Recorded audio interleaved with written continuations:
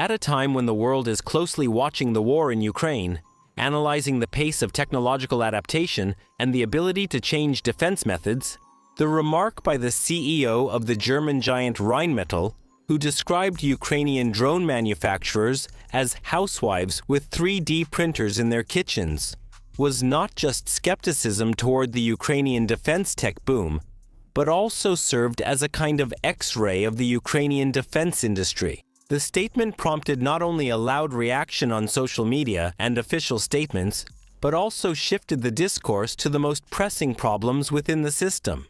Behind the explosive growth in production and hundreds of new developments stands an industry that is simultaneously experiencing a technological breakthrough and a systemic crisis. In 4 years of full-scale war, Ukraine has created one of the most dynamic defense sectors in Europe, having come a long way from a fragmented market. From a few dozen private manufacturers to about 1,100 enterprises, more than 2,300 startups and technology teams, and over 400,000 people involved in the defense industry. The state is increasingly shifting its priority toward domestic procurement. According to the Ministry of Defense, in 2025, the share of Ukrainian manufacturers in DOT procurement of lethal items increased from 46% to 50%. Meanwhile, the share of imports decreased from 54% to 18%. The volume of purchases from domestic manufacturers reached almost 430 billion hryvnias. In 2025, the Ministry of Defense approved for use of more than 1,300 new models of weapons and military equipment produced in Ukraine. That's 25 more than the previous year. The largest category among them was unmanned aerial systems, over 550 models, as well as various types of ammunition, over 270 models. And this trend is only increasing. The private sector is quickly filling niches that just a few years ago seemed unattainable, from FPV drones and heavy bomber drones to reconnaissance platforms, electronic warfare, communication devices, and ground robotic systems. The biggest breakthrough is in the segment that Armin Pepperger has come to love so much: interceptors and specialized drones. It is estimated that in 2025, 4 million drones were produced in Ukraine, and the target for 2026 is over 7 million. It was private companies that became the core of this technological leap. In April 2026, Ukrainian companies presented 7 drone systems in Berlin, as well as the Termit ground complex for logistics and evacuation with a range of up to 40 kilometers created at joint Ukrainian-German enterprises. In 2025, external funding for the Ukrainian defense industry reached over $6 billion. At the same time, joint production programs with foreign partners were launched. 19 memorandums were signed within the framework of Build with Ukraine. It has been publicly confirmed that at least one joint venture is already operating successfully. The private sector has also provided a lot of solutions in related categories. By the end of 2025, the state has already procured more than 180 FPV models and reconnaissance drones directly through DOT chain. This is no longer a cottage industry or a wartime improvisation, but an environment in which homegrown unicorns have emerged in just a few years. Strong tech teams and new types of companies, from FP to players who are gradually claiming the role of Ukrainian defense primes. In the Global 2026 Startup Ecosystem Index by Startup Blink, Ukraine ranks 43rd among 100 countries worldwide, and is in the top 8 in the Eastern European region. The map of the Ukrainian ecosystem includes 614 tech companies, 4 of which have exceeded a valuation of $1 billion and have been called unicorns. The total production capacity of the industry in 2026 increased to about $55 billion, up from $1 billion in 2022.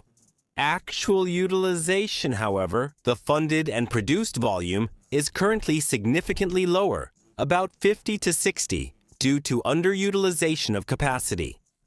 The rapid growth of the industry has also exposed systemic challenges, from procurement procedures and an uncertain start to exports, to inconsistent quality standards, a shortage of personnel, and a critical lack of funding for scaling up production. These are also bottlenecks that can hold back even the strongest technological solutions. In this video, we will talk about the modern Ukrainian defense industry, which was born under the pressure of the full-scale war. What is really happening inside the industry right now? Its real state, new technological directions, and the defense tech ecosystem, which is rapidly shaping a new and much more promising model of the Ukrainian defense industry. Ukraine has already proven that it is capable of creating modern weapons and military technologies. The question is whether the state will be able to transform this process into a sustainable industrial system on which the future defense capability of the country will directly depend. SIPRI is the primary organization for collecting global weapons statistics. During 2021-2025, Ukraine became the largest recipient of major types of weapons in the world, accumulating 9.7% of global imports. In the previous 5-year period, 2016-2020, Ukraine had only 0.1% of imported supplies. This dramatic increase reflects the scale and intensity of support in response to Russia's full-scale invasion of our country in 2022. The United States remains a key player in the global arms market, accounting for about 42% of global sales, where private corporations like Lockheed Martin, RTX, Northrop Grumman, and General Dynamics dominate, with their shares traded on the stock market. The United States has become the largest donor of military aid to Ukraine. According to the tracker of the Kiel Institute for the World Economy, from 2022 to the end of 2025, Western partners allocated weapons worth 161.68 billion euros, of which 64.62 billion euros came from American support. This is 40% of the total amount. The model of aid to Ukraine has evolved from emergency deliveries from warehouses in 2020-2024. In particular, the U.S. has used the Presidential Drawdown Authority 55 times. That is, the logic was to provide what could be delivered immediately as quickly as possible, moving toward long-term package solutions. In 2025, there was a short pause in direct U.S. military aid, after which the Pearl mechanism started working, redirecting part of the supplies into ally-funded procurement. About $6 billion in contributions from NATO countries came through it. At the same time, the center of gravity of military support gradually shifted from the US to Europe. In 2025, European military aid increased by 67% compared to the average level of 2022-2024. At the same time, the concentration of donors is increasing. The key packages come from Germany, over 20 billion euros, more than 15% of the total. The United Kingdom, Denmark, Norway, the Netherlands, and Sweden. In 2026, the EU approved a package of 90 billion euros for 2026 and 2027, of which 60 billion euros are allocated for the development of defense industrial capabilities and the procurement of weapons. Globally, a new trend of defense cooperation is emerging. In this trend, Ukraine serves both as a testing ground for innovations and as a production hub. For partners, successes on the battlefield become the best showcase. What works here today will be bought by others tomorrow. The top spots in the SIPRI ranking of the world's top 100 manufacturers are consistently held by companies from the United States. Abrams equipment is produced by the public company General Dynamics and the F-35 by Lockheed Martin.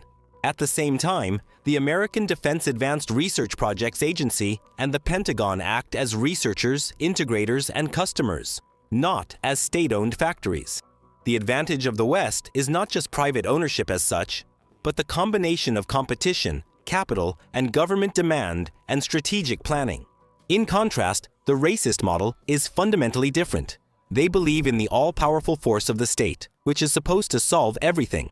Key defense manufacturing is concentrated in Rostec. SIPRI estimates that Russia's military spending in 2024 reached $149 billion, or 7.1% of GDP. The planned budget for 2026 is 14.9. трильйонів рублів. That's about $208 billion in total military expenditures. The ability to mobilize resources gives Moscow, above all, quantity, and the ability to quickly churn out large volumes. But it systematically loses in terms of technological depth and the quality of weaponry. A clear example is aircraft, F-35 versus Su-57. The American F-35 program has reached the level of serial production. In 2022, Lockheed Martin and the Joint Program Office of the U.S. Department of Defense signed Contract LOT 1517 for the delivery of 398 aircraft for approximately $30 billion. In 2024, the company delivered 110 fighter jets. At the beginning of 2026, the global F-35 fleet had almost reached 1,300 aircraft. On the Russian side, the situation is different. A few years ago, a goal was set for 76 Su-57 aircraft by 2028. But the capabilities of Rostec and its aviation subsidiary are limited to public communications about delivering new batches or expanding workshops. As of 2025, the Su-57 combat fleet did not exceed 25 aircraft.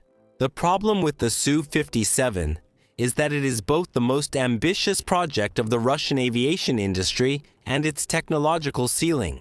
Prolonged use of old engines, less advanced sensor fusion than the American equivalent. While Russia is trying to bring its fifth-generation fighter jets into series production, the rest of the world is already moving on to the sixth. This is a contrast between a scalable, albeit expensive system and a low-volume program with limited industrial scope. The same situation exists with armored vehicles. In the West, the Abrams is produced by the publicly traded General Dynamics, whose shares are traded on the New York Stock Exchange, while the Leopard 2 and its modern versions are produced by the European consortium KNDS, a Franco-German structure. In Russia, all production is tied to Uralvagonzavod under Rostec, which defines itself as a state corporation. And it claims that it accounts for half of the state defense order. This results in gross output, but does not eliminate chronic quality problems. Mark Rutte, NATO Secretary General, estimated Russia's production capabilities at over 1,200 tanks and at least 3 million artillery shells and rockets per year.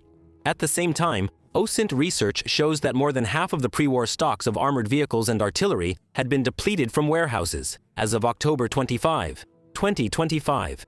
Based on satellite image analysis, Russia has used 65% of its tanks in the war against Ukraine, leaving only 19% of its pre-war stock in warehouses. That is, the Russian state military-industrial complex is capable of sustaining a prolonged war, but it does so by repairing old equipment and gradually depleting its Soviet legacy. The conclusion from this case in the confrontation between the Western and Russian models of the defense industry is that the system works more effectively where the state sets the demand and the rules of the game, and competition between companies generates solutions. After gaining independence, Ukraine inherited about 30% of the Soviet defense industrial complex. There were 3,594 military or dual-use enterprises, of which about 700 were directly involved in the development and production of military products. In the 1990s and up until 2014, this base was shrinking, losing personnel, markets, and technological momentum. In 2010, the state consolidated the core of the industry into Ukroboronprom, which by 2014 united 134 state enterprises and 80,000 employees. So, when the full-scale war began, the Ukrainian defense industry went into it after years of managerial decline. In 2020, Ukroboronprom's own corporate governance code described the group as a system of more than 130 haphazardly assembled enterprises, where years of corruption and ineffective management hindered its transformation into a competitive state enterprise. The institutional breakthrough began during the full-scale war. In 2023, the Cabinet of Ministers launched the transformation of Ukroboronprom into a joint stock company. This did not solve all the problems, but it created a different framework for the industry's operation, one that is more suitable for investments, partnerships, and oversight. During the years of war, the industry scaled up significantly. In 2025, the enterprises of Ukroboronprom produced weapons and equipment worth more than 180 billion hryvnias compared to 122 billion hryvnias in 2024. The most localized areas are development, engineering integration, software, final assembly, combat adaptation, and rapid product updates to meet frontline needs. Many manufacturers already have products made entirely in Ukraine. But at the level of the entire high-tech sector, the greatest dependence on imports remains in electronics, computer chips, sensors, optics, certain engines, materials, and complex technological components. The situation with ammunition is ambiguous. On the one hand, it was publicly stated that 2.4 million mortar and artillery shells of various calibers were produced and delivered to the front in a year, as well as the production of 40 Bodana self-propelled guns per month. The main bottleneck here is not just the assembly of shells, but also special chemicals, gunpowder, explosives, and other critical materials. Strategic autonomy in ammunition depends not only on domestic workshops, but also on closing the chemical loop through cooperation with the US and the EU. In particular, through the creation of a joint venture in special chemicals in the US by Ukroboronprom and the American D&M Holding. In armored vehicles, the partnership with Rheinmetall, the launch of a workshop for the repair and production of armored vehicles in 2024, as well as the delivery of new BTR-4 Butzefull vehicles to the military, indicate that the foundation has not been lost. In 2025, the Ministry of Defense described cooperation with Rheinmetall as threefold: armored vehicles, ammunition, and air defense. A logical continuation was the creation of the joint venture Rheinmetall Ukraine Defense Industry, with a 51 to 49% split. Such models make it possible to combine grassroots technologies, capital, and manufacturing expertise with Ukrainian combat experience. The situation with air defense is more complicated. Ukraine has expertise in radar, systems integration, and certain system components, and is also developing partnerships. In February 2025, Ukroboronprom signed an agreement with the French group Thales to establish a joint venture.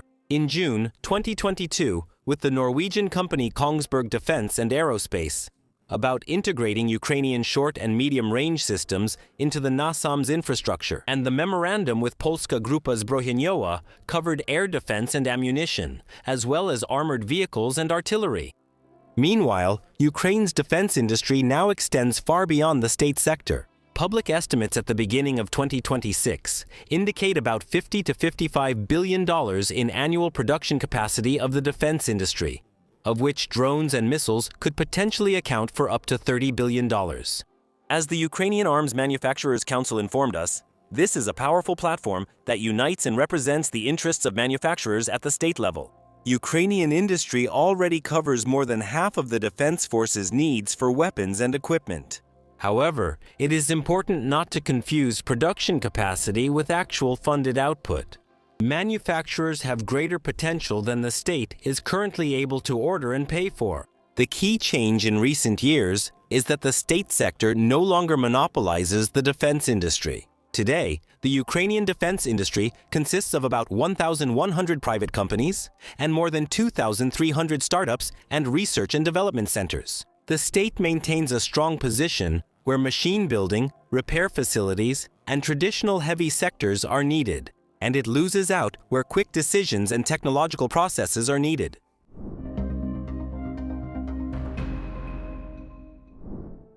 The biggest breakthroughs today are emerging in the private sector. Of course, that's if the state doesn't stifle it. It has become the main driver of innovation in drones, electronic warfare, communications, robotic systems, interceptors, and related high-tech niches. This is also clear at the macro level in the procurement structure.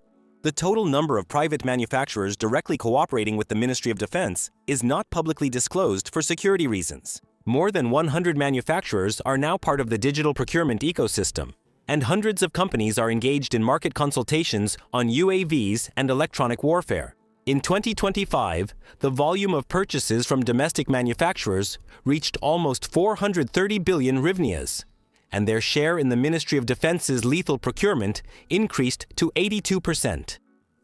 Public-private cooperation in the defense industry is being built through several key formats. 1. State contracting with domestic manufacturers. 2.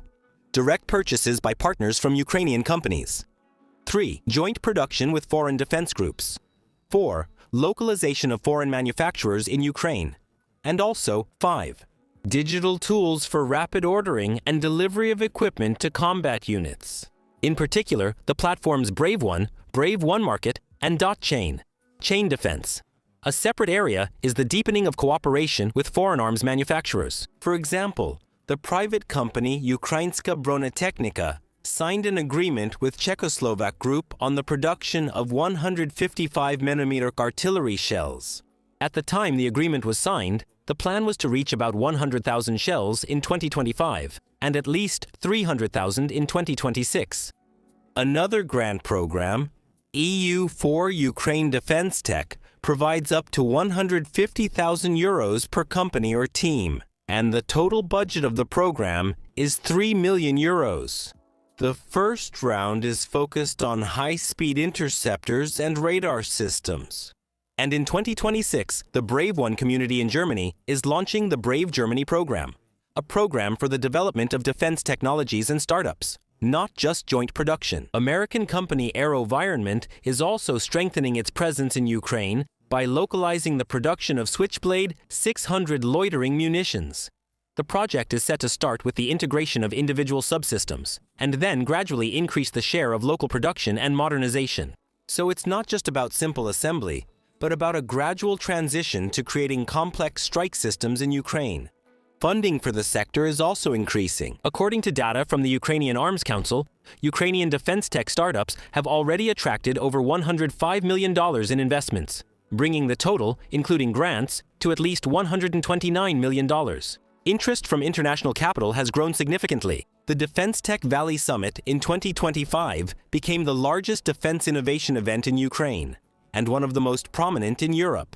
More than 5,000 participants, 300 investors from over 50 countries, over $100 million in investments raised, and the largest funding rounds. At the same time, access to capital remains uneven. It largely depends on partnership programs, specialized funds, grants, and government instruments. Ukraine is also tightening defense sector investment rules. Starting in 2026, the government has launched a screening mechanism for direct foreign investments in strategic sectors to review deals involving foreign capital, which is important from the perspective of national security, but at the same time makes the investment environment more regulated. Ground robotics stands out in particular. In 2025, more than 15,000 ground robotic systems were delivered to the military. In total, through the digital framework, by the end of 2025, more than 175,000 units of equipment worth 7 billion hryvnias were delivered to 186 brigades. The integration of the Delta software system, which is used by more than 90 units the solutions catalog, and digital contracting made it possible to reduce the average delivery time to 10 days. It's important these solutions are already part of national supply chains. In 2025, the Ministry of Defense approved more than 1,300 new Ukrainian models of weapons and equipment for use, of which more than 550 are unmanned systems. Unmanned aerial vehicles became the largest category among the new Ukrainian models approved in 2025.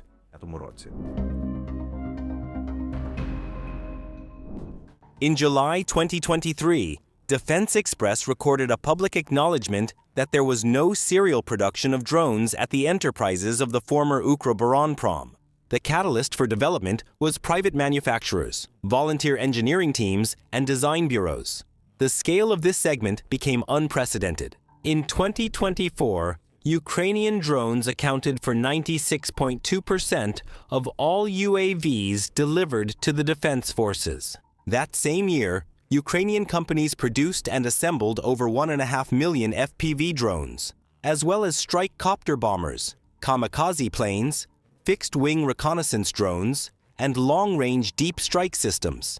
In the first half of 2025, the Defense Procurement Agency supplied the armed forces of Ukraine with over 1 million FPV drones and contracted for more than 2 million. That is, the state was not an innovator in this segment, but gradually caught up with the market. In January 2025, the Ministry of Defense already announced the launch of licensed production of codified FPV drones at one of the state enterprises in cooperation with a private developer, effectively starting mass production of private technology. According to information provided to us by the Ukrainian Arms Council, in 2025, 4.5 million drones were produced in Ukraine.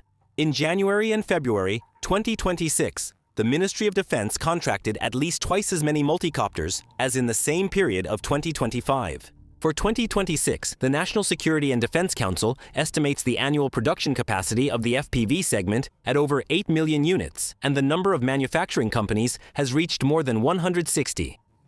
This is an important figure not only for grasping the scale, but also for understanding the nature of the industry. The Ukrainian drone advantage did not emerge as a single state factory or a national champion, but as a distributed network of manufacturers who quickly adapt their products for the front line. The National Security and Defense Council also directly links FPV with the shortage of artillery ammunition. Drones have become an asymmetric, cheaper, and scalable response to a problem that the traditional defense industry could not solve. The second stage of the drone revolution is not just about the number of FPVs, but specialization. The most illustrative example is interceptor drones. The National Security and Defense Council reported that Ukraine produced 100,000 of these systems in 2025. More than 20 companies are working in this field, and the combat success rate of missions exceeds 60%. They give Ukraine an alternative to countering Shaheds without depleting expensive air defense missiles. A good example is Yeti Shahed Hunter, designed to fight against Shaheds, Garans, Gerbers, as well as certain reconnaissance UAVs. This high-speed interceptor drone has been officially codified and already has confirmed cases of destroying enemy targets. The next frontier is autonomy and artificial intelligence integrated into drones. They are capable of operating without constant operator control, analyzing data from cameras and sensors, adjusting their route, and in some cases, continuing the mission even after losing connection. The key advantage of this segment is the high efficiency of unmanned systems in terms of cost-effectiveness. The full-scale war has shown that modern conflicts are increasingly won not by the most expensive technologies, but by mass-produced and rapidly adaptable solutions. The American MEROP system from Perennial Autonomy, which was first tested in Ukraine, was later used by the US to counter Iranian attack drones. One MEROPS interceptor drone costs about $15,000, and with scaled-up production, its price could drop to less than $10,000. At the same time, the cost of one Shahed is estimated at between $30,000 and $50,000, which creates a more favorable cost ratio for the interception system. That's why Ukraine has focused on cost-effectiveness. FPV drones, deep strike systems, robotic systems, mobile air defense systems, sensors, and digital battle management systems, or maritime drones and the concept of the Mosquito fleet, which made it possible to inflict critical losses on the much stronger Black Sea fleet without a classic large fleet, frigates, or submarines. This logic is also at the core of Ukrainian deep strike drones. Even the most expensive of them cost about $120,000 to $150,000 per unit, which is several times cheaper than cruise missiles like the Storm Shadow. Unlike expensive strikes using the M142 HIMARS or cruise missiles, Ukrainian deep strike drones allow strikes over thousands of kilometers for a much lower price. And although they do not completely replace traditional missiles, it is these systems that are shaping a new model of warfare, where not only accuracy and power play a key role, but also mass deployment and cost-effective use. This is exactly what worries traditional heavyweights, if we recall the statement by Rheinmetall CEO Armin Paperger. The drone revolution happened because the new model worked best in this area. Private initiative creates solutions. The front provides instant feedback. The state generates demand and scale, and competition forces manufacturers to constantly improve the product. The drone sector has already proven that the Ukrainian defense industry is capable of generating new solutions and adapting products to the real needs of the front. In 2025, the Ukrainian defense industry received over $6 billion in foreign funding and almost $1.8 billion for the production of Ukrainian weapons under the Danish model, and more than $4.3 billion thanks to direct purchases by partner states from domestic manufacturers for the needs of the security and defense forces. And from this amount, almost $900 million was allocated to support the units of the drone line project. At the same time, there are still vulnerabilities: import of components, dependence on electronics, and especially the inability to plan long-term due to the lack of regulatory decisions. Despite statements about supporting the private sector, the state still has not established systematic and predictable mechanisms of interaction, which openly continues to stifle the development of the Ukrainian defense industrial complex and complicates entry into the international market. In 2026, at least, 2 Ukrainian private drone manufacturers reached the finals of the American Pentagon Drone Dominance Program. This does not yet mean actual commercial execution of contracts. Ukrainian companies, not only in the States but also in other European countries, cannot fulfill a contract and physically deliver the product to the customer without permission from their own government. As a result, manufacturers make it through selection abroad but fail in their own Ukrainian bureaucracy. The Organization for Economic Cooperation and Development in 2026 notes that the legal framework in Ukraine has significantly improved, but the practical implementation of reforms remains uneven. For the defense technology sector, this is especially acute. Let's look at the main systemic barriers that concern manufacturers the most. Slow defense procurement and weak planning. State defense procurement does not match the pace of the wartime economy. The procedures remain complicated and lengthy, while the front needs quick solutions. Because of this, products often reach the military with delays. For manufacturers, this creates a critical planning problem. Companies cannot confidently forecast production for more than a year. They are forced to constantly adapt their products to changes on the battlefield and do not have stable orders or a clear signal from the government. While development goes from idea to procurement, the situation at the front may change. New countermeasures appear, and the product risks losing its relevance. As a result, a vicious cycle emerges. The front needs speed. The private industry is able to deliver products, but slow government mechanisms do not allow production to synchronize with the real dynamics of the war. To ease the burden of old procedures and enable faster delivery to the army, specialized platforms Brave One Market and Dog Chain Defense were launched. Brave One became the coordinator between inventors, customers from the armed forces of Ukraine, and potential investors, while Dog Chain Defense provides the opportunity to supply according to the specific needs declared by the units. The Defense Procurement Agency takes care of financing, contracts, and logistics. Procurement is carried out through a digital system with less paperwork. According to the Ministry of Defense, this has made it possible to reduce the supply cycle from months to weeks, and in some cases, to days. The Dot Chain Defense pilot started in July 2025 with 12 participants. As of December 2025, 186 combat brigades of the Armed Forces of Ukraine, as well as the brigades of the Azov and Kartia Corps, already had access to the system. In the first 4 months of operation, the military received equipment worth 6.15 billion hryvnias through the platform, almost 144,000 units from 90 companies. Separately, the Ministry of Defense reported more than 100,000 FPV drones delivered in less than 4 months. For the first quarter of 2026, 12 billion hryvnias were allocated separately for this model. Also, the Army now has a tool, a bonus system with points, that awards units virtual points for confirmed combat results. Units can exchange these points for drones, electronic warfare equipment, or components through the Brave One market. As of 2026, the military has ordered equipment through the point system worth about 14 billion hryvnias. According to Yaroslav Honchar, the head of the Public Organization for Aerial Reconnaissance, the point system and the gamification of war itself, meaning when elements of game logic are applied to real tasks, is a true Ukrainian innovation. For the Ukrainian defense industry, such solutions have become not unusual, but an effective method that partially compensates for the slowness of traditional procurement. The market for drones and defense technologies is growing rapidly, but there are no common standards, technical requirements, or testing procedures. Or they are chaotic. Even promising developments often remain at the level of small-scale production. Large investments, stable contracts, longer planning horizons, and consistent government support are needed.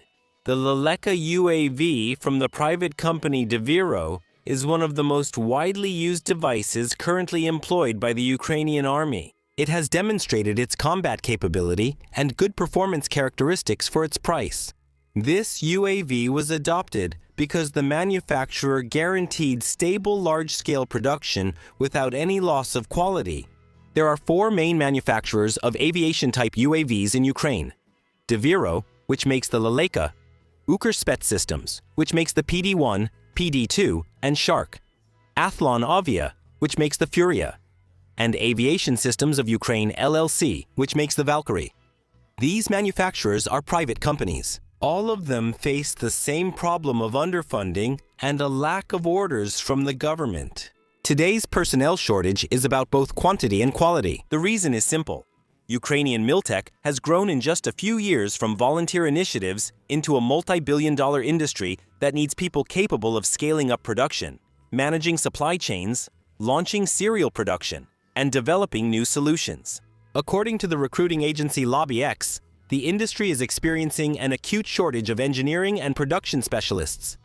The demand for such personnel is growing rapidly.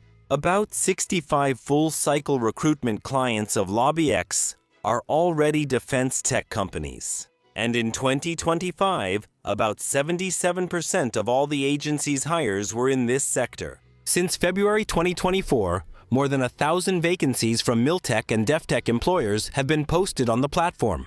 Against this backdrop, defense technologies began actively competing for talent with the classic IT market, poaching strong managers and technical leaders. One of the most notable moves of 2026 was of former MacPaw AI director Volodymyr Kubitsky to the False Law, which works on artificial intelligence for autonomous drones.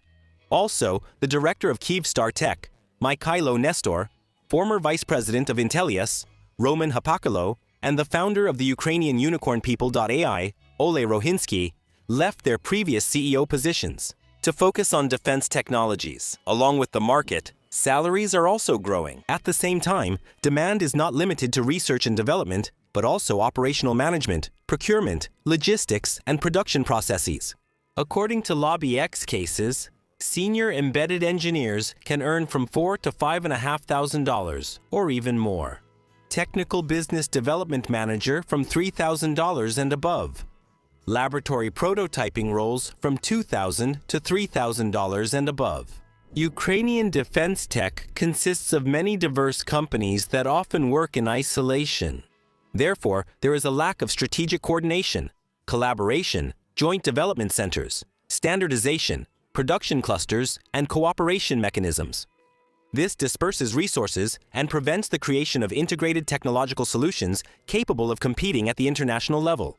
The Ukrainian private defense technology sector has proven that it is capable of quickly creating solutions for war. At the same time, it faces limited funding, a shortage of personnel, and a lack of government coordination. New tools like Chain Defense, Brave Chain Defense, and Bray One Market are changing the situation, making supplies faster and closer to the real needs of the front. However, for the full development of the sector, not only digitalization of procurement is needed, but also a long-term industrial policy.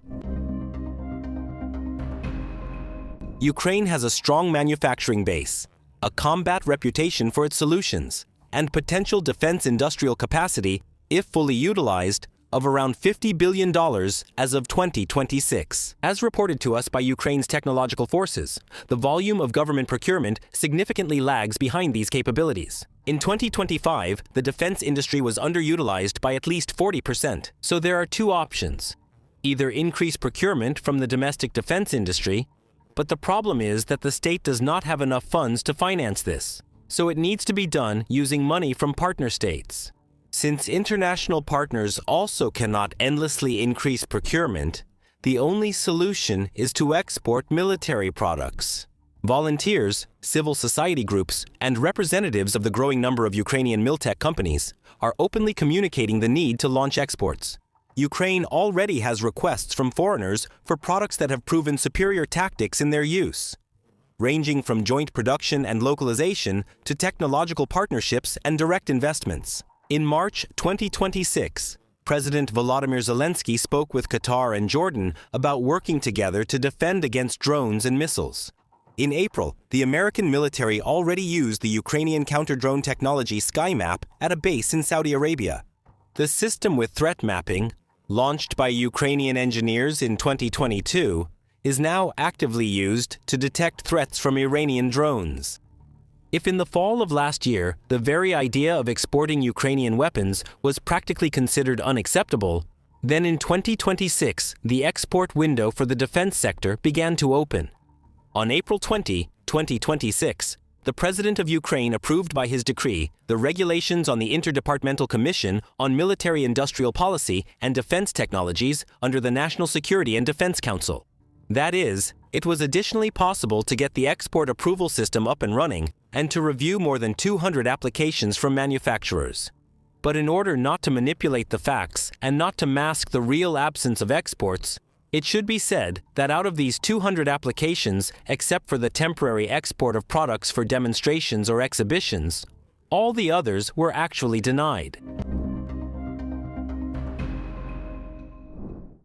Today, even to sell a small batch of FPV drones, say, in Poland for training or testing, a Ukrainian manufacturer is forced to go through a multi-level approval procedure. To obtain the right to export, a company needs, even in the best case, about half a year to process special authorizations through government procedures or to work through one of the special exporters who have the appropriate licenses.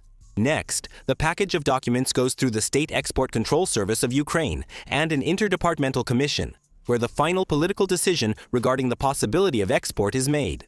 The commission includes representatives of various government agencies, departments, and security agencies. Each participant provides their own opinion regarding the risks, appropriateness, and security aspects of the specific contract. Due to the large number of participants, the process becomes complicated and unpredictable. After the Commission's decision, the documents are returned to the State Export Control Service, which then officially issues a permit or a refusal. The issue is that the Commission's decisions are confidential. In case of refusal, the company usually doesn't even get a clear explanation of the reasons and doesn't understand what exactly needs to be corrected for resubmission. The manufacturer is left in an information vacuum. An attempt to simplify the system was the Defense City regime, which allows residents to work directly with export control without obtaining special permissions separately. But for most manufacturers, in practice, they face dozens of refusals for any type of export, from technologies to finished products. Today, all the old mechanisms are being shattered by harsh reality. There is no clear system for exporting military products in Ukraine. No one knows the regulatory conditions, mechanisms, or rules by which a manufacturer can assess their readiness and prepare to enter the international market. It's like a black box, an opaque set of non-public procedures with unpredictable results. So the main problem is actually the decisions themselves. A systematic and transparent model of export control with clearly defined rules, timelines, and conditions for making decisions. Representatives of the industry and relevant associations are already actively engaging in dialogue with the government about changing the rules. The priority should be the creation of a specific and prompt mechanism for approving exports. First, it's important to coordinate with the Ministry of Defense on identifying required weapon and equipment types and set clear deadlines for procedures. Let me repeat, even after several months of reviewing an application, approval is still not granted, and manufacturers cannot analyze the reasons. The system should operate according to clear rules that are accessible to all market participants. A separate direction should be the complete digitalization of export control procedures. The mechanism of electronic application submission through the Information and Communication System. The State Export Control Service Information and Communication System, which was implemented through an experimental project, has proven effective. Currently, the project has ended, and applicants are once again forced to submit documents in paper form. This has additionally increased the review times. The restoration and development of the digital system, as well as the automation of interagency communication between all bodies involved in export approval, are critically necessary. Comprehensive legislative changes are needed to modernize the export control system. And again, this is about the digitalization of processes, reducing the timeframes for reviewing applications, revising the powers of the Cabinet of Ministers regarding the approval of exports of military goods, and clearly regulating the export approval procedure by the Ministry of Defense. An important element should be the formation of a list of friendly states to which exports can be carried out with minimal risk of illegal re-export to sanctioned countries. No less important is the creation of a permanent mechanism for dialogue between the state and manufacturers, so that the regulatory system takes into account the real needs of the defense industry. It is also advisable to introduce duties on certain military goods that are exported. The balance between the interests of the state and the private sector should be based not on total restrictions, but on an effective risk control system. To achieve this, it is necessary to introduce mechanisms for checking the risks of illegal transfer of technology or weapons to undesirable entities, a system for detecting red flags, as well as to strengthen control over the delivery and end use of exported goods. At the same time, it is worth reconsidering the requirement that the importing country provide mandatory state guarantees, since in practice, this often creates additional bureaucratic barriers for exporters. The start of exports does not mean the immediate mass sale of ready-made weapon systems.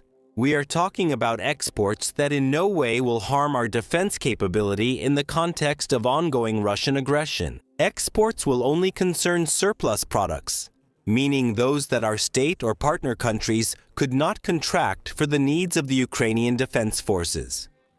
It is also important that export policy cannot be regulated the same way for all types of defense products. It is necessary to separate the regular export of products by private manufacturers from strategically sensitive categories of weapons, which must remain under separate state and presidential control. In particular, missiles, air defense systems, ammunition, and dual-use goods.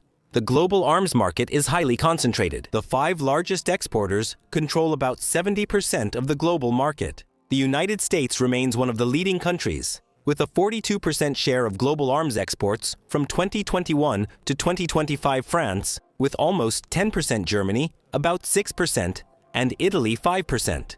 Successful exporters systematically combine domestic orders, good contracts, technological base, service, certification, and political support for exports.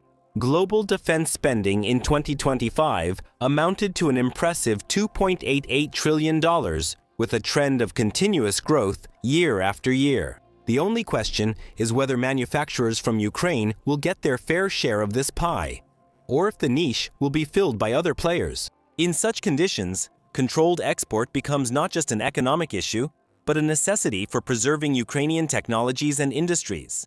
But for this, a stable regime, long-term production contracts, service support, international certification, and political trust from partners are necessary. The further development of the private defense sector depends not only on the demand from the front, but also on the quality of the rules under which businesses operate. To move from individual breakthroughs to a sustainable industrial system, responsive conditions are needed. The key task is to shorten the path from idea to serial production. Today, an innovative product often loses momentum due to an excessive number of approvals and the parallel processing by different agencies. Instead, a single route is needed: quick access to testing, standardized verification, a small initial contract, and a clear transition to serial ordering. It is also important to separate the stages of product development: grant or pilot separately, approval for use separately, and serial supply separately. Planning and simpler contract procedures have already been identified among the priorities in the joint NATO-Ukraine strategic review. A separate tool should be a unified defense portal as a one-stop shop. Business should not have to separately look for a customer, investor, support program, or the responsible government agency. All of this should be concentrated in a single digital environment, where there should be a company profile, application status, program catalog, admission rules, contacts of responsible persons, and a decision calendar. For competition, there must be the same eligibility rules, the same quality criteria, and clear response times for everyone. The state is already testing part of this logic through digital marketplaces. Brave One Market works as a showcase for defense solutions, and DOT Chain Defense serves as a digital system for ordering and delivering to units. If such tools are scaled and integrated into a broader system, they can become the foundation for a faster and more transparent defense procurement market. Already now, in DOT Chain Defense, The average delivery time has been reduced to 10 days, which demonstrates the potential of digitalization for the entire sector. Another condition for development is the attractiveness of Ukrainian defense startups for global funds. For investors, not only strong technologies are important, but also clear rules for entry and exit, protection of property rights, a clean corporate structure, and transparent reporting. Global capital is ready to enter the sector if it sees a clear mechanism for partnership with the state and minimization of regulatory risks. Ukraine needs to open up its defense industry more widely to private business, in particular through the privatization of certain enterprises, attracting investors, and having companies go public. Expert opinion from the Ukrainian Arms Council, privatization by itself does not guarantee results. It only has an effect where there is transparent management, access to contracts, and fair competition. This conclusion is based on the sector's current structure. That is, privatization does not mean the state is leaving the defense industry. A strategic sector cannot exist without state control, standards, and security restrictions. And it's not about replacing the state with business, but about a healthy model of interaction. The state sets the rules, priorities, and protects national interests.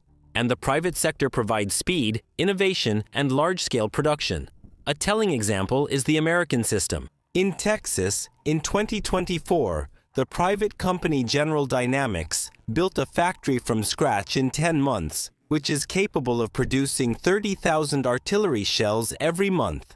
Congress allocates funding, the Pentagon oversees its use, and businesses compete for contracts and quickly implement projects. At the same time, General Dynamics is a public company. Its shares are traded on the stock exchange, and 86% belong to institutional investors. The first enterprises to be privatized should be those that do not perform critical government functions and can operate effectively in a competitive environment. This primarily refers to assets with transparent reporting, a clear ownership structure, appraised property, and no outstanding debts. At the same time, the state should retain control where strategic capabilities, sensitive technologies, or critically important production chains are involved, and not just about a single production site. The main potential outcome from the defense sector, where private manufacturers dominate, is more of our own weapons and new technologies.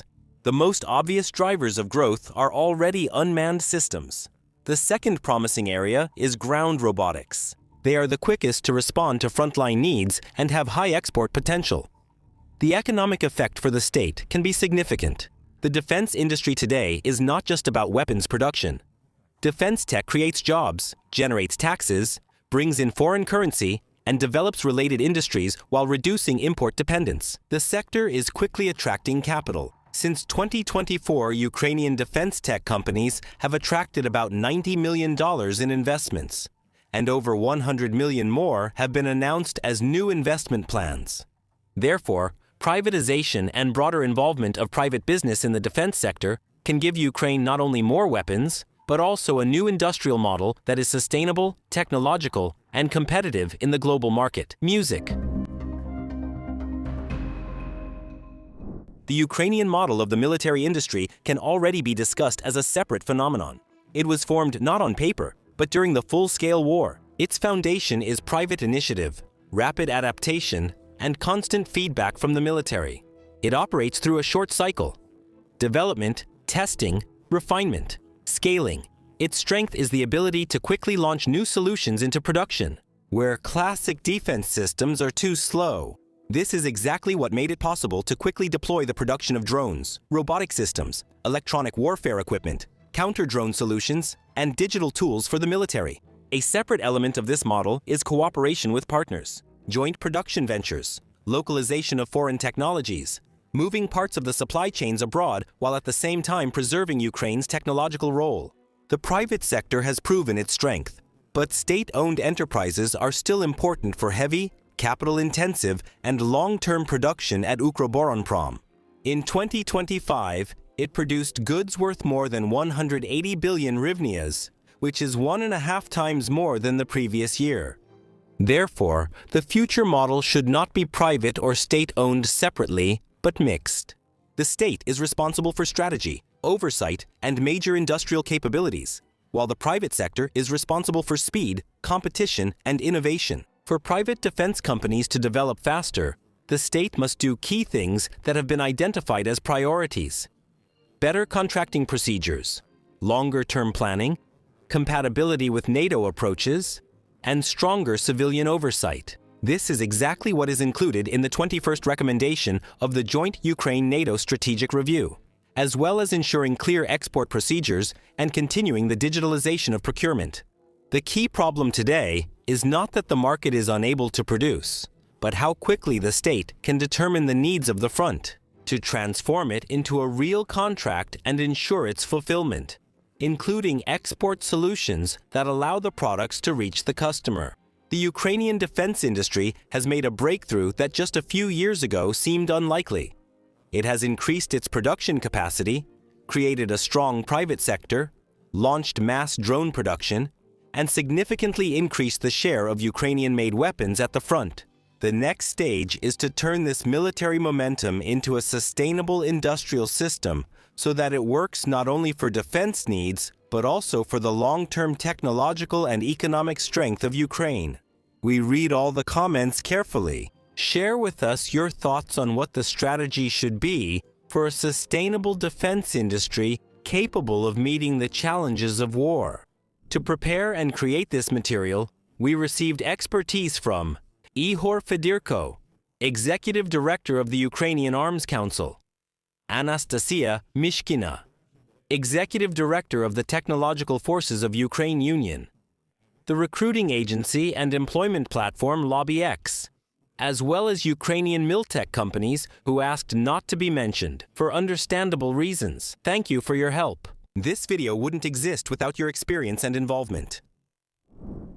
The video was created by the Center for Socioeconomic Research Case Ukraine with the support of the Askold and Deer Fund, administered by Isar Ednania as part of the Strong Civil Society of Ukraine project, a driver of reforms and democracy funded by Norway and Sweden. The content of the video is the responsibility of Case Ukraine and does not reflect the views of the governments of Norway, Sweden, or Isar Ednania. We thank all donors, patrons, and sponsors on YouTube. Every hryvnia you contribute brings Ukraine closer to economic prosperity and well-being, because we are not just making videos, we are educating voters who will choose real reformers. Help us with this. The link to support the price of the state is in the description.